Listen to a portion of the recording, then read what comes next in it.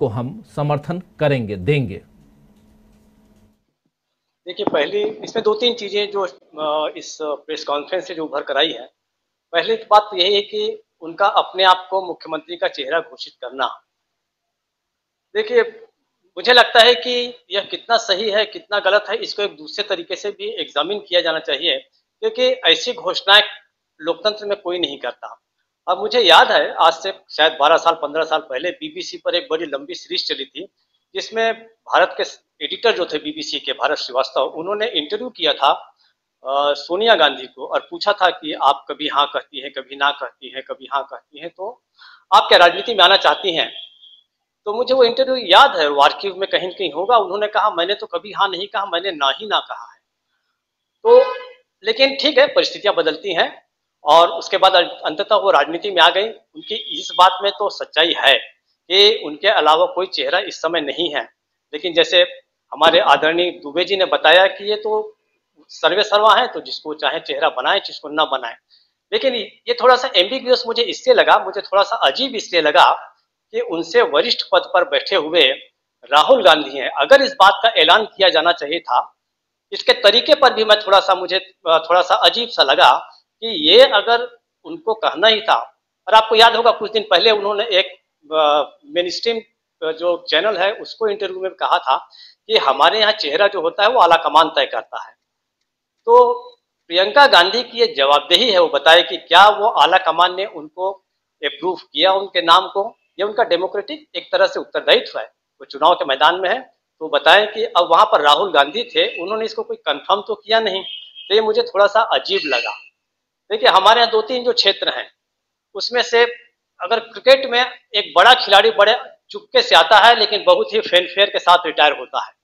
याद होगा आपको कि जब महेंद्र सिंह धोनी जब रिटायर हुए थे, बड़े चुपचाप रिटायर हुए थे, तो कपिल देव ने कहा था, मुझे दुख है कि मैं चाहता था कि उसके रिटायरमेंट को अच्छे से सेलिब्रेट करूं।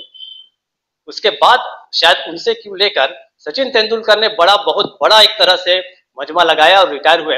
लेकिन राजनीति में आप देखिए, थोड़ा सा इतिहास में जाऊंगा राजू जी, आपके 2-3 मिनट लेना चाहता हूं कि इसके पहले जितने लोग हैं, अगर राजीव गांधी को जब लॉन्च किया गया पॉलिटिक्स में, बाकायदे पहले उनको महासचिव बनाया गया, फिर उनको एशियाड का इंचार्ज बनाया गया, फिर कहीं जाके वो प्रधानमंत्री बने। उसके और हम पीछे जाएं तो इंदिरा गांधी जो थे, उनको बाकायदे प्रशिक्षित तो वो तो नेहरू जी के साथ ही रहे। नेहरू जी जहां जहां दुनिया में जाते थे उनके साथ हो जाती थी।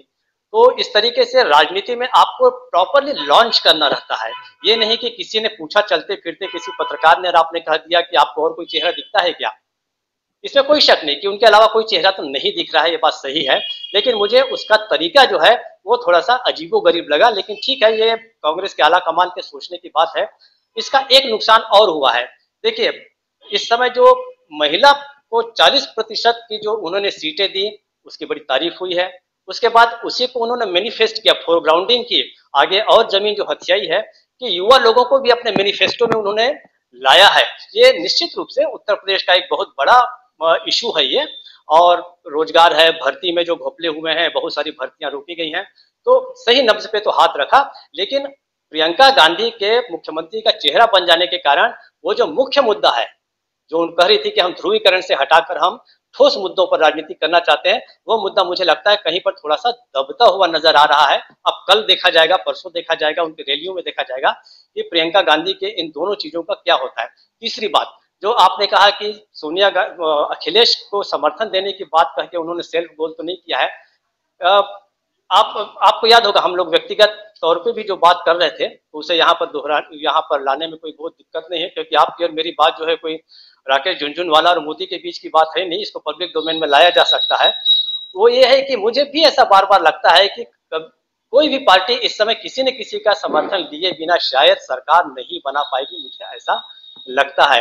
अगर बीजेपी बनाई तो शायद बीएसपी की मदद मांगनी पड़ेगी उसको, और अखिलेश बनाते हैं तो कांग्रेस की मदद लेनी पड़ेगी।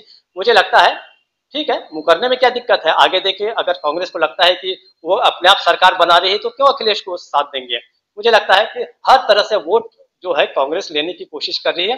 और कांग्रेस जो है पहले से थोड़ी सी समझदार और चालाक भी हुई है, ऐसा मुझे लग रहा है। राजीव जी। जी, तो उत्तर प्रदेश के चुनाव में